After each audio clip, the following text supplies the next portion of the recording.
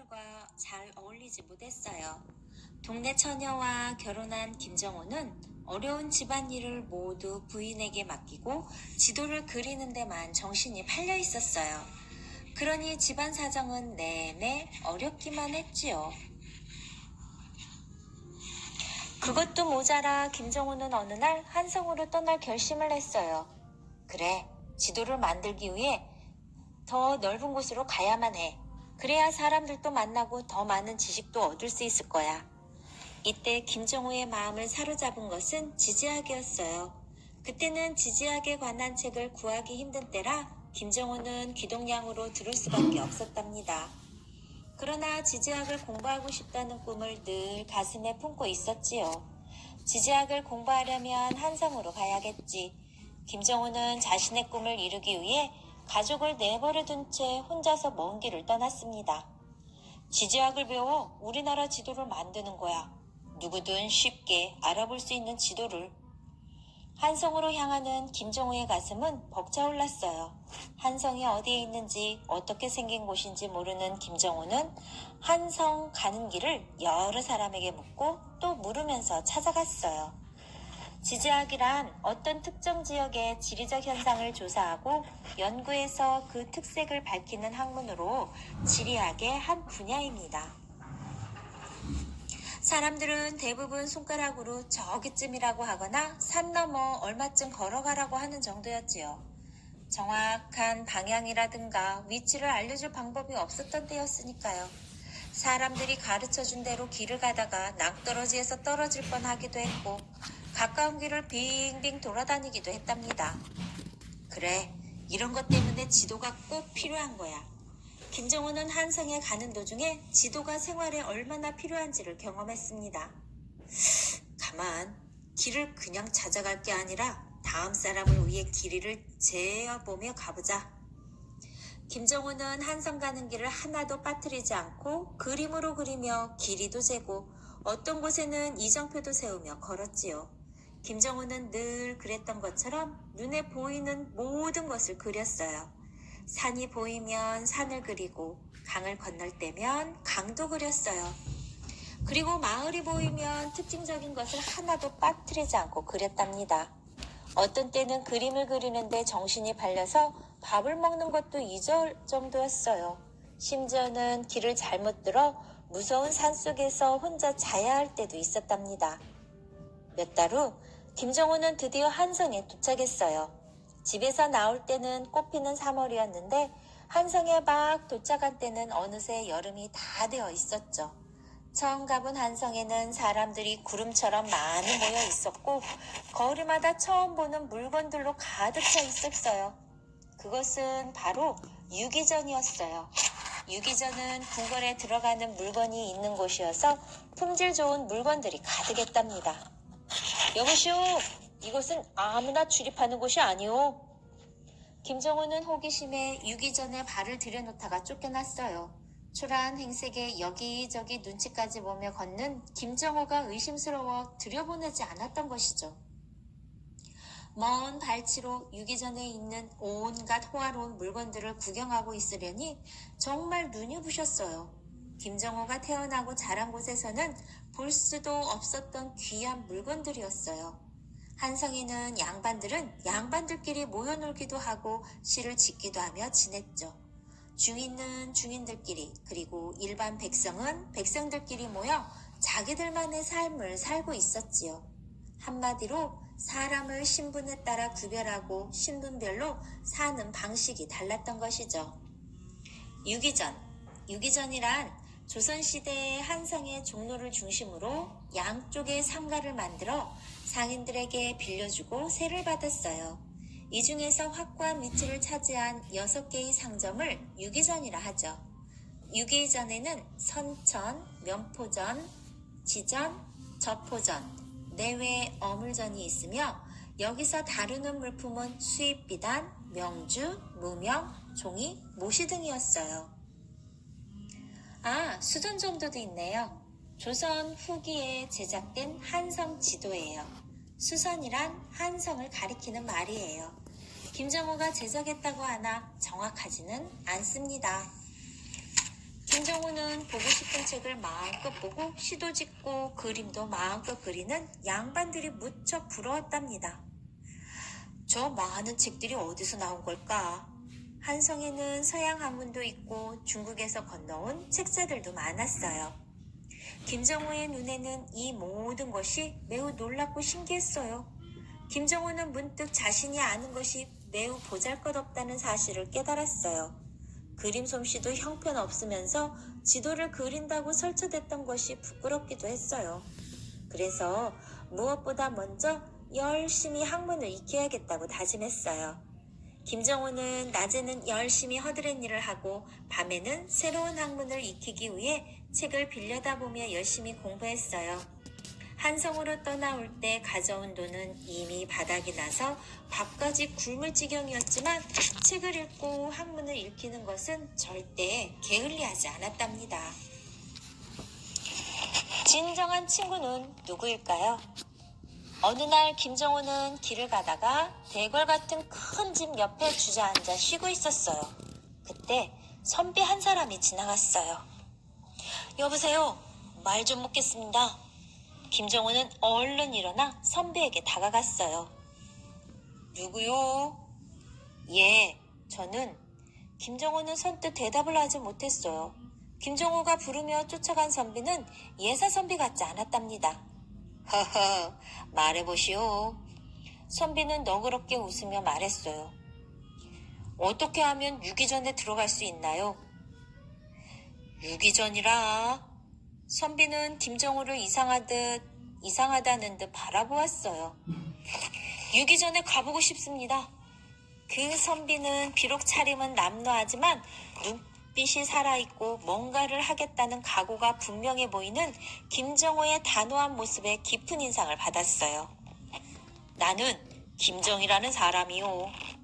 선비의 말에 김정우는 깜짝 놀랐습니다. 아니, 이런 신뢰를 만나 뵙게 되어 영광입니다. 김정우는 소문으로만 듣던 그 유명한 김정희를 만나자 황송해서 몸둘 바를 몰랐습니다. 아, 김정희가 누구냐고요? 김정희는 자는 원춘, 호는 완당, 추사, 충남 예산에서 출생해 세자, 시강원, 설서, 충청도 암행어사, 성균관 대사성, 이조참판 등을 지냈어요. 청나라 고증학의 영향을 받아 실사구시를 주장했고 서예에서는 독특한 추사체를 완성했죠. 그런데 어찌 오셨소? 아, 예, 저는 황해도에서 왔습니다. 황해도에서 뭐하러 왔소? 예, 한성에서 오면 지도도 보고 또 만들 수 있을까 해서요. 지도요? 예, 혹시 유기전에 있지 않을까 싶어 엿듣는 것입니다. 지도라는 말에 김정희는 김정우를 다시 한번 유심히 훑어보았어요. 그런 이상한 차림으로 지도를 구한다는 것이 흔히 있는 일은 아니었으니까요. 귀한 지도를 살 사람 같지는 않고 그런 행색으로 지도를 찾으면 첩자로 오해를 받을 수도 있었죠. 저는 황해도에서 지도 공부를 하다 한성에 왔습니다. 지금까지 나와 있는 지도는 모두 엉터리라 그걸 고치고 싶습니다. 김정우의 당돌함에 김정희는 그만 웃음이 터져 나왔어요. 하하, 이보시오. 나도 지도가 허술하단 생각은 하오만 어찌 되게 그런 엄청난 일을 할 수 있겠소? 이 목숨이 끊어져도 그 일을 하고야 말겠습니다. 김정우의 말에 김정희는 그제서야 고개를 끄덕였어요. 김정희는 김정우보다 15살 위였답니다. 좋소. 그 뜻이 갸륵하니 여기를 찾아가 보시오. 김정희는 지도에 관심이 많은 사람을 소개해 주기로 하고 편지를 써서 김정우에게 줬어요.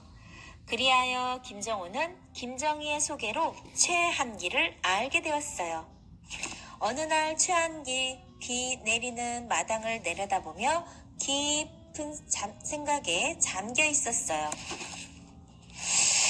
하늘의 위치는 신비로운 것이야. 아마 땅의 위치도 그러하겠지. 최한기는 문득 외롭다는 생각을 했어요. 여기에 나오는 최한기는 조선 후기 실학의 대표적 학자예요. 최한기는 천문학자이지만 김정호에게 많은 도움을 주었답니다.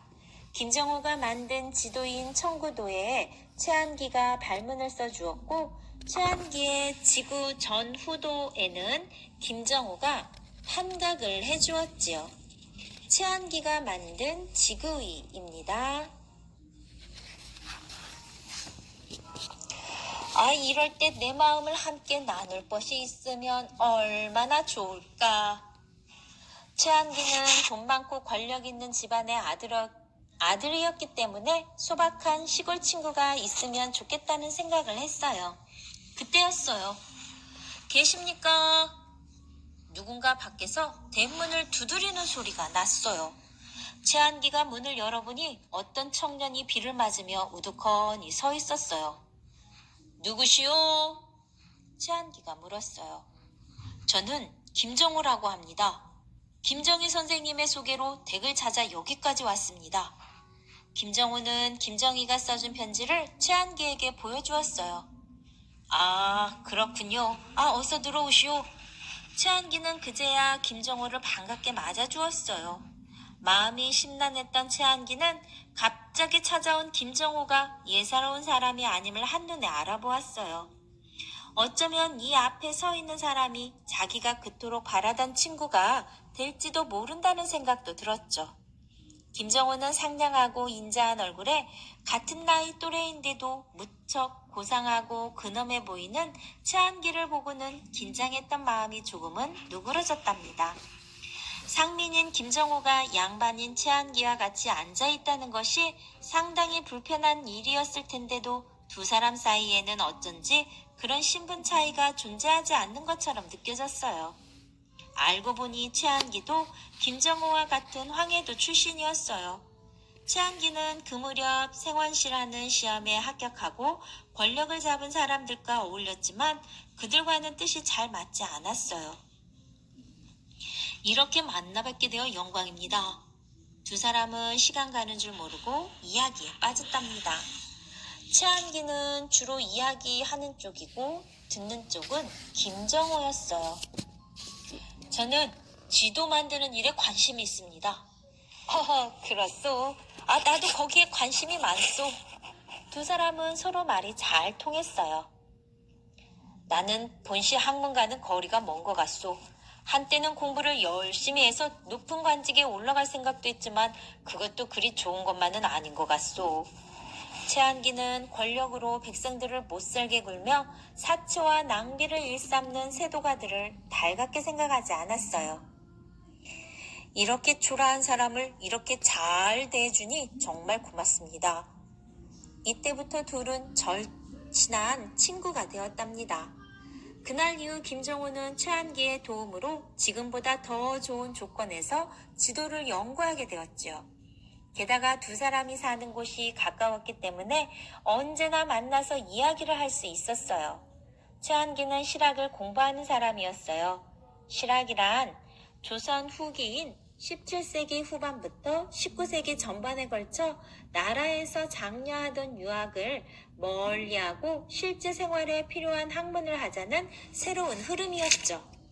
이런 실학자들은 현실 생활을 바탕으로 하여 연구도 하고 모임도 가졌답니다. 그중 대표적인 사람이 이수광, 허균, 김만중, 정약용, 박지원, 김정희였답니다. 최한기도 그에 못지않게 실학에 조예가 깊은 사람이었어요. 김정호가 지도를 그리는 것이 실학 사상에 맞아서 둘은 친구가 될 수 있었죠.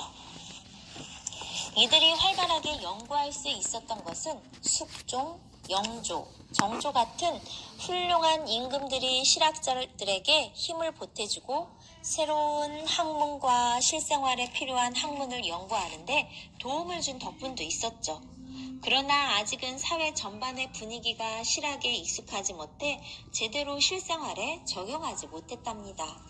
이 시기에 서구 열강들은 신학문을 연구하여 새로운 과학의 힘을 바탕으로 우리나라를 침략할 준비를 했답니다.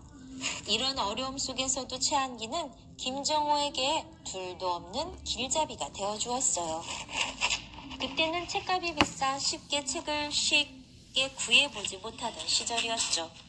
책이 많지도 않았을 뿐만 아니라 책을 한꺼번에 많이 찍어내지 못하니 당연히 귀할 수밖에 없었죠. 그러나 부자였던 최한기네 집에는 김정호가 읽을 책들이 많이 있었기 때문에 김정호는 보고 싶은 책을 마음껏 볼 수 있었어요. 읽고 싶은 책을 마음대로 읽고 빌릴 수 있게 된 김정호에게는 최한기가 든든한 후원자이자 둘도 없는 소중한 친구였던 셈이죠. 김정호가 서양의 지식과 새로운 학문을 더 깊이 연구할 수 있었던 것은 바로 최한기라는 친구가 있었기에 가능한 일이었답니다.